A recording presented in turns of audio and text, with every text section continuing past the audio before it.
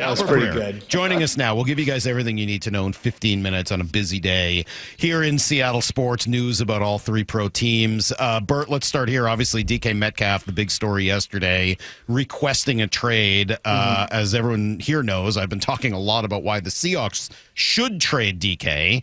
Why does he want to be traded? Yeah, I mean, I think it's sort of there's a number of different things. I think the direction of the program's probably one. What type of offense are they going to run?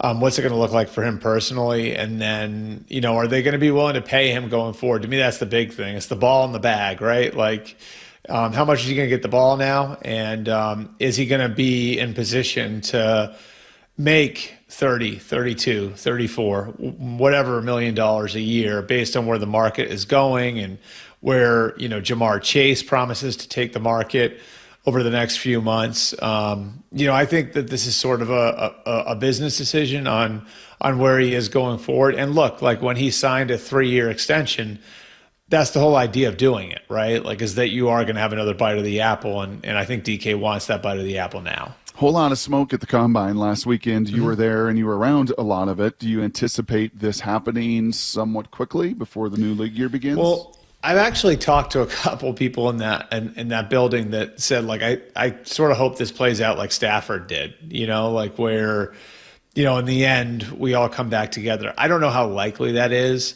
And I think one thing that should help the Seahawks here, if they do want to move him off the roster, is the free agent class sucks and the draft class sucks at the position. And that's the first time you've been able to say that in a while.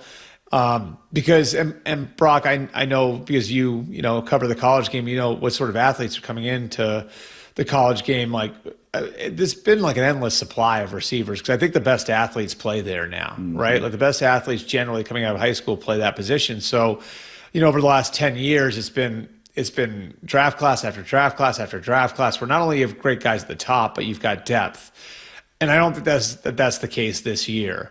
So, if you're a receiver needy team, if you're a team like the Chargers, like the Patriots, that looks at it and says, we need to give our quarterback a true bona fide number one, with Higgins off the free agent market and the draft class being where it is, there aren't a lot of options out there. And so, I think that probably gives the Seahawks the chance over the next 4 or 5 days to really see what DK is worth in the market. And again, one thing that kills his value a little bit at least is the fact that he is in a contract year and he probably would command top dollar on a new deal. Well, it probably hurts that he asked for a trade too, right? Generally, once that gets out, it seems to tank some of the value.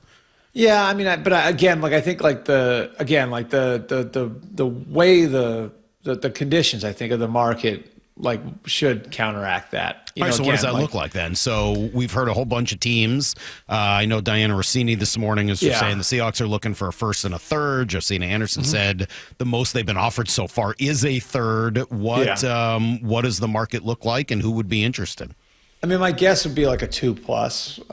And I don't know if they would move him for that, but I think like that would probably be what you're looking at. Again, like the hard ask if you're Seattle right now is asking another team to give up the high-end draft assets plus the monster deal. And that's where the contract situation like hurts his value. Like if you had a guy who was signed for the next 3 or 4 years, like you'd be talking about something else. Then I think you'd be well within your rights to ask for a 1. That's not what we're talking about.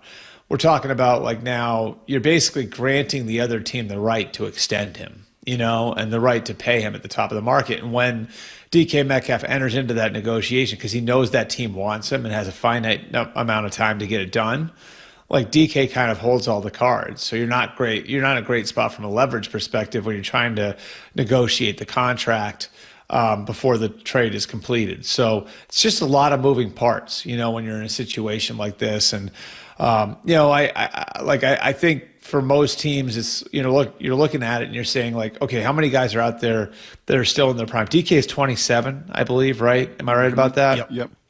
Okay. So you're looking at like, is it DK? T. Higgins isn't available right now. So that's off the table. And T. Higgins hasn't been a number one for his team the way DK has.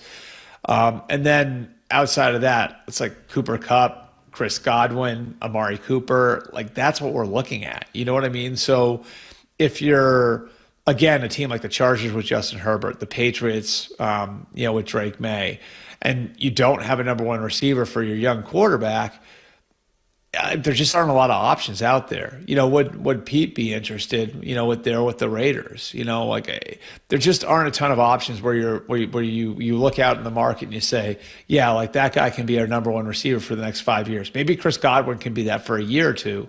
Maybe Cooper Kupp can be that for a year. But there aren't very many guys out there where you can say, yeah, that could be our guy for the next 5 years. Well, let me add 3 more to that equation because I totally agree with you. I looked at the free agent class, watched the draft and the combine, all that stuff. But there are a few names out there kind of that haven't been maybe quite as public and adamant as DK, and that would be Garrett Wilson, Brandon Ayuk, and then obviously Devontae Adams was released this week, so you add him to kind of that pile. Where would DK sit in your estimation as far as a return compared to Garrett Wilson and Brandon Ayuk, and then throw Devontae Adams into it? Well, Wilson's a totally different animal. Like, Wilson's I think would command a 1 plus something else, because you have him under contract for this year. You have the option for next year. That gives you time to negotiate a long-term deal. That's sort of the situation the Texans were in when they were trading for Laramie Tunsil. The Rams were in when they were trading for Jalen Ramsey, where you have a couple of years left of team control, and that allows you the opportunity to bring him in. You don't have to extend him right away, and you can work out a long-term deal. Brandon Ayuk's coming off an injury, and you have to be comfortable with that. Now, he is signed for the next few years, so he is an interesting name to look at. But obviously that was a tough negotiation last year. How do you feel about him coming off of the injury? I think he's number one receiver. The Niners think he's number one receiver, but there might be some teams that look at it and say, when you take him out of an environment where defenses also have to deal with George Kittle and Deebo Samuel and Christian McCaffrey, could that look a little different? And then I put Devontae Adams in that Cooper Kupp, Amari Cooper. I mean, Stephon Diggs, you can throw his name in there.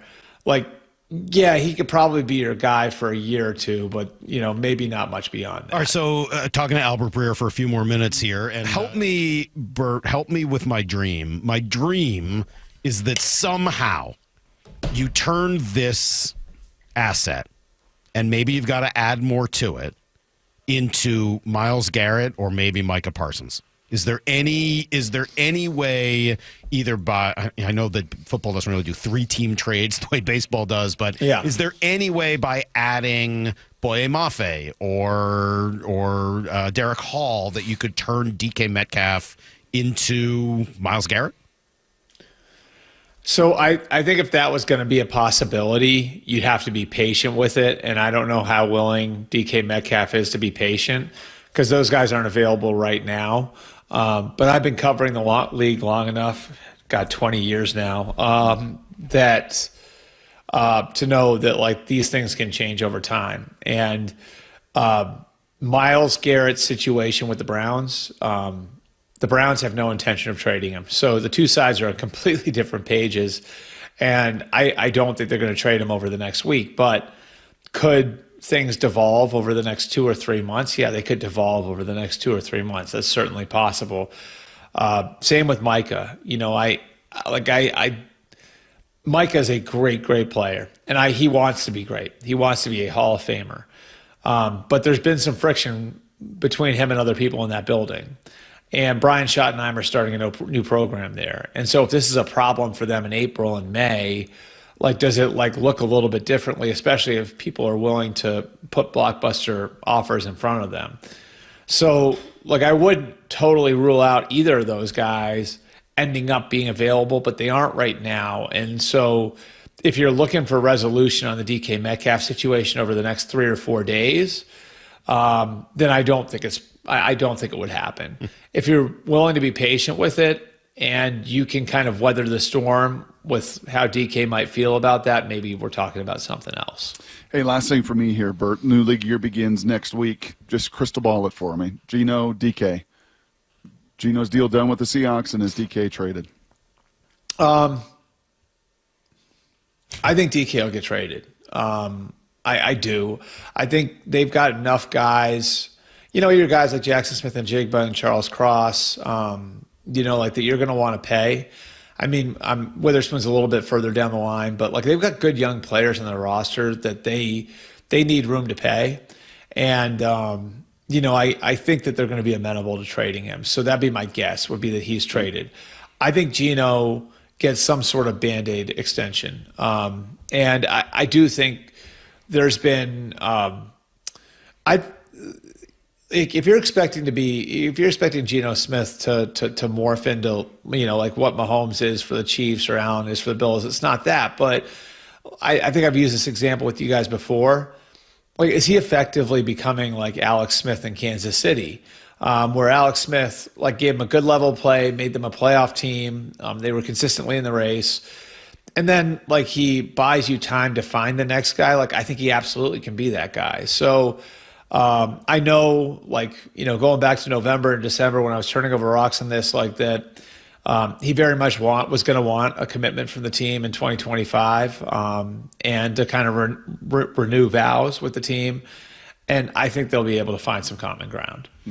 I'm very curious how Geno responds when he hears that the Niners are offering $45 million to Brock Purdy. And he's like, wait, you want me in the 30s? This guy's going to get 45 But plus? here's the thing is, like, you have him under contract for another year at 25, right? So, like, that gives you some leverage to kind of, like, level off the average per year. So I think there's a way to get it done. I do. Well, we'll see. It's going to be a very fun next week or so here in Seattle as the future of this team really gets determined. Daniel Jeremiah, by the way, throwing out the idea that the Seahawks should trade both of them and just potentially reset this whole thing and start over with a whole bunch of picks. And I don't know. We'll see where all of that goes. Bert, we appreciate it, man. Thanks for spending a few minutes with us today on short notice. And we'll try to do it again. So Bert, by the way, offered to come on again next week. So we'll see. Maybe. I'm fine with that. Yeah. Love coming on with you guys. So whatever you need. You're the best.